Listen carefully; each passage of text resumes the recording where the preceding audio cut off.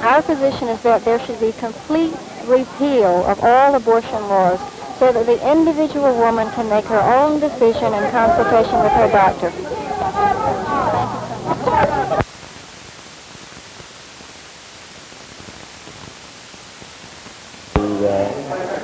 To the assumption reform of the abortion law.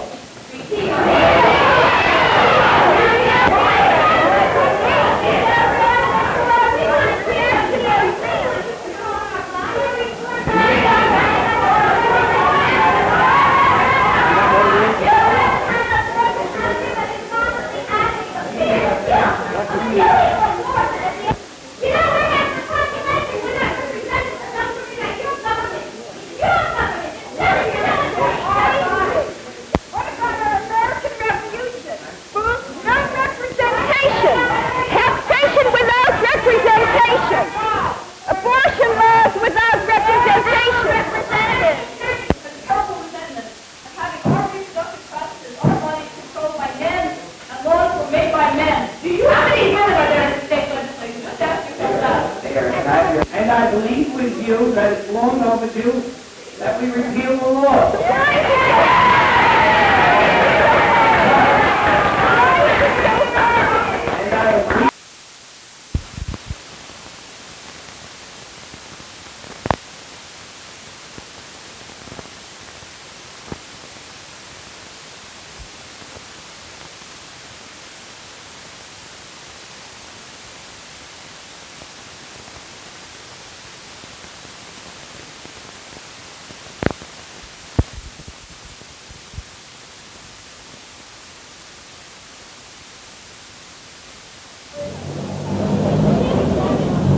Sir, you're a member of the City Council, aren't you? Right, I am. New member. Well, what brings you here? I'm here because I'm in favor of abortion law repeal rather than just simple reform of the abortion laws. And this group is protesting the fact that none of us were invited to testify, and they're only allowing invited speakers to speak today, and there's only one woman representing a religious organization in the whole roster of speakers. Who is that? I don't know her name. Well, is that a nun? That's what I've been told, yes. And you object to her speaking? Well, I don't object to her speaking, but I think that this is an area that women certainly have major concerns in, and to only have one woman speaking at a hearing concerning abortion is outrageous. Why do you think this group have been denied the privilege of testifying? The emphasis of the testimony is on the reform of the abortion law. This is a group that's in favor of repeal. Most women are in favor of repeal. They don't think there should be any restrictions on a woman's basic civil rights, which is not to bear an unwanted child.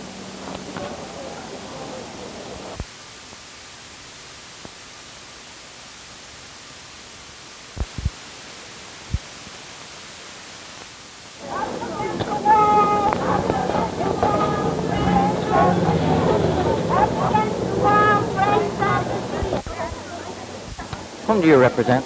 The National Organization for Women, the New York chapter. Okay.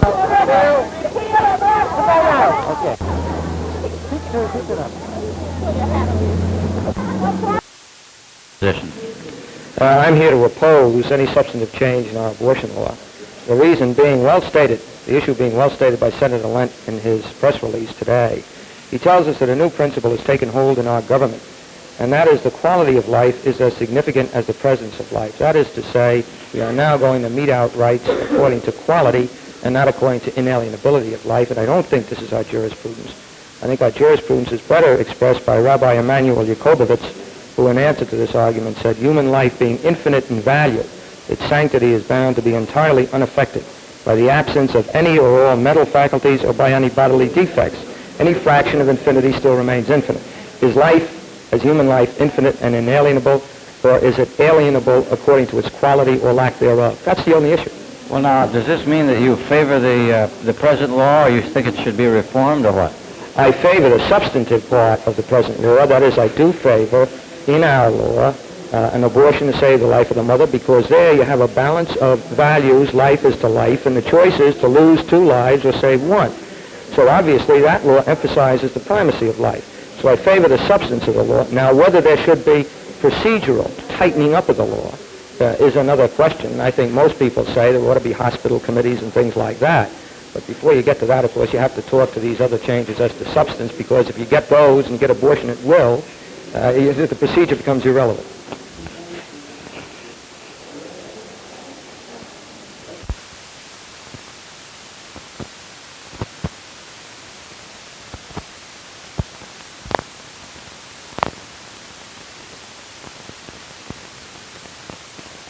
Everyone has come out, there are people who oppose us are Catholics, which is not true. I think it'd be a good point if you brought this out. I won't. All right. Okay, just assume this is what this is all about.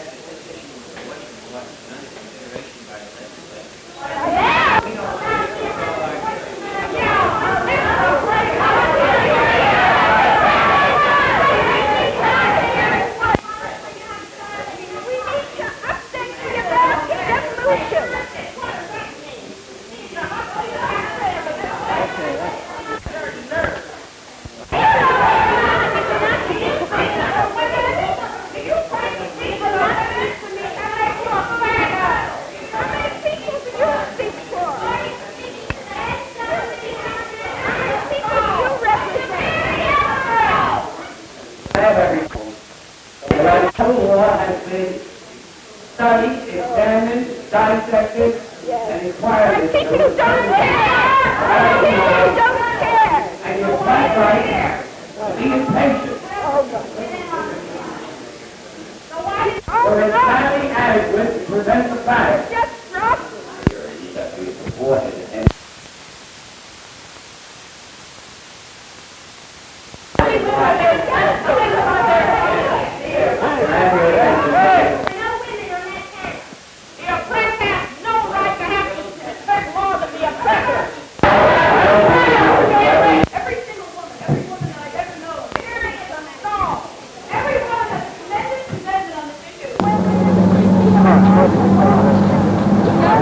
Why are you here?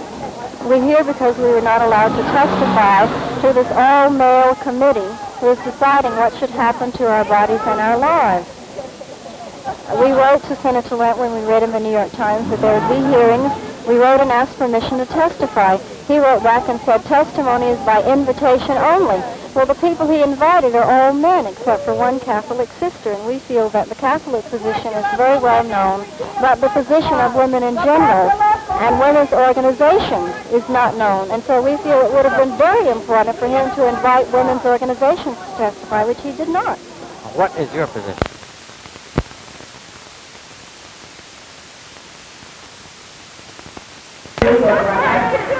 This committee, not perhaps, this committee should have women on the committee.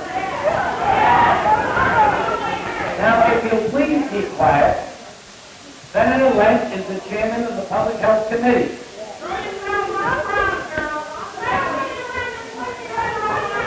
We will let you talk if you keep quiet. Everybody here today. Dr. Rifkin, the ladies in there seem quite perturbed over the way the hearings are going. Well, I think we've just seen a beautiful demonstration of democracy in action, senior SDS version, when some young ladies tried to, and they succeeded in disrupting an authorized meeting of the state legislature committee. I think it's very unfortunate. However, something very worthwhile did come out, and that is that the many members of the committee, particular Mr. Thaler, demonstrated that they're quite biased before the meeting even began. What is your position? Well, I'm opposed to, certainly I'm totally opposed to a repeal of all regulations concerning abortion. I can see nothing but harm coming from such action. However, this is a decision which is within the province of our society.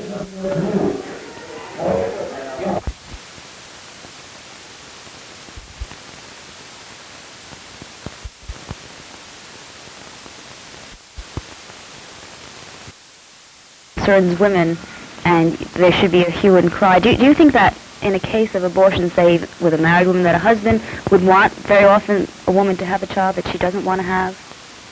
No, but I think if this became common practice, I doubt if any doctor would abort a married woman if her husband objected to it. This I don't think is germane to our present argument, however.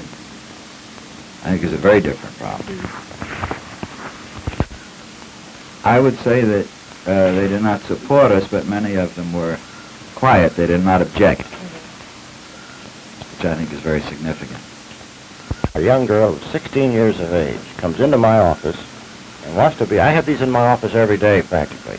I'd be doing at least 10 abortions a month on girls under 16 years of age at the present time, if this thing goes through. Now, if the legislature votes this thing through, this is what's going to happen. If a young girl comes into my office, say 15 years of age or 16, and wants an abortion, and her mother and father has to approve it and will say, okay, I will not do the abortion myself. She has the privilege of going to a court, a higher court, to appeal to a higher court, to have this approved, and then someone has got to do an abortion on this 16-year-old girl. Now, to me, no one's going to tell me that I've got to do an abortion. I mean, anybody, regardless, unless I think it's ethically proper for things like, for instance, health of the mother, or now possibly the condition of the fetus. And we do have certain tests now where we are gradually determining various defects in the embryo that is probably very logical we can do an abortion for. But the idea of all these 15-year-old kids coming into my office, and I'm going to put them through a procedure where I'm going to lose one once in a while. Besides, I'm going to take away another, and I'm not religiously involved in this, where I'm going to take away another life in any situation. I don't like to be mixed up in this myself. And I can just see all these youngsters, and now there's plenty of them, that are going to be put through this thing. I think it's going to involve a lot of trouble. There's going to be a lot of sad parents, because once in a while one of them aren't going to make it. In the best of hands, in the best hospitals, under the best supervision, by the best doctors doing the procedure. Now maybe Dr. Goldmark will disagree with this, but this has been proven elsewhere in the world by what we have, as I say, in Japan and Russia, where they're very questionable about this, and I hate very much to see this opened up to these youngsters that I can see come in my office. Last week, 3 of them came into my office, nice little girls that I delivered myself, wonderful families. What is happening to all of these girls? Well, many of them are going on and having the baby and adopting the baby out, and some of them keep them. I don't go for that either. I think there's something wrong with the moral fiber of our kids lately, and we've got to start way back with our parents and families that teach them what's right and wrong. And this sort of business, I think this is. What don't you agree with? What do I agree with? What don't you don't agree with their having them put out for adoption, or that you don't agree with you having them keeping them? Well, I think it depends on the patient. It's pretty difficult for a young girl to keep the baby. I think they should adopt it out. And I think it's a very bad thing in any circumstance for this thing. Just what do you think the chances of a more liberal abortion law are this year? I would say now that you asking me this question? I would say now that the governor has come out, or is going to come out, with a proposed bill which is similar to the Blumenthal bill, and he has the backing, and Senator Lent is behind it, as far as I understand. I think the chances are fairly good. Better than they have been in the past, let's put it that way. Explain the present laws on abortion. Very present.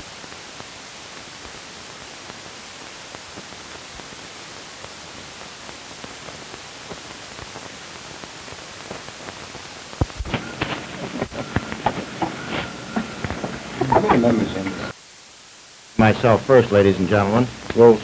I'm at the present time 1966, Medical Society of the State of New York felt it necessary that it should broaden the abortion law, and it did so by adding several things to the old law, which was established in 1883, I think. And was that they increased the broadness of the law to include substantial risk that the child will be born with grave physical and mental defects, and next that the pregnancy resulted from legally established statutory forcible rape or incest.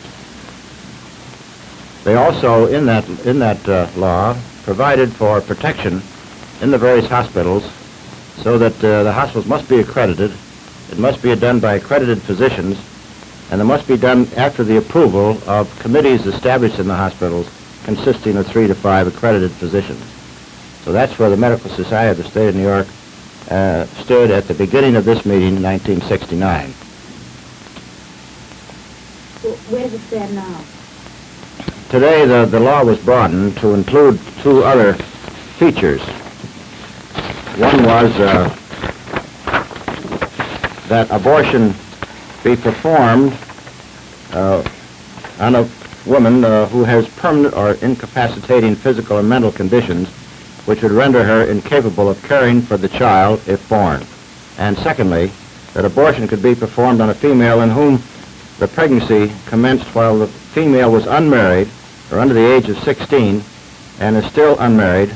That was the second addition to the present law.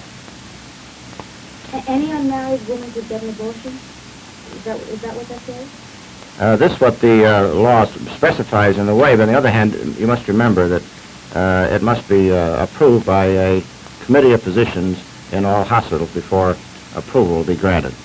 I think you misunderstood. Yes. Under 16 Under years 16 of age. years of age, you That's said in right. the statement. Yes. I think maybe we'd better clarify that. Perhaps you can give me that statement again. You have go ahead, roll. This is just a proposal to the law that's being presented in... Could you say the whole thing we have proposed? Let us speak. As you all know, there is a law, proposed revision of the abortion laws coming up in Albany at this present session, being introduced, one bill being introduced by Senator Blumenthal and the other by the governor. Now, we have a copy of Assemblyman Blumenthal's points in his law, but the governor's law has not been submitted as yet, but we were told that they were very similar. The governor's bill would be very similar to that of Assemblyman Blumenthal.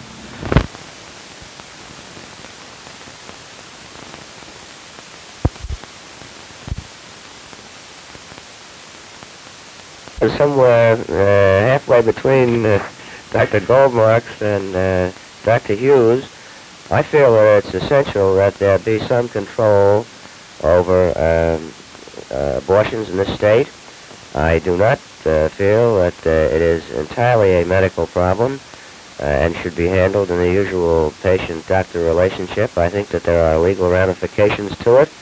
I can conceive of situations in which inheritance was involved. There are many areas where I think that there needs to be some law governing the whole broad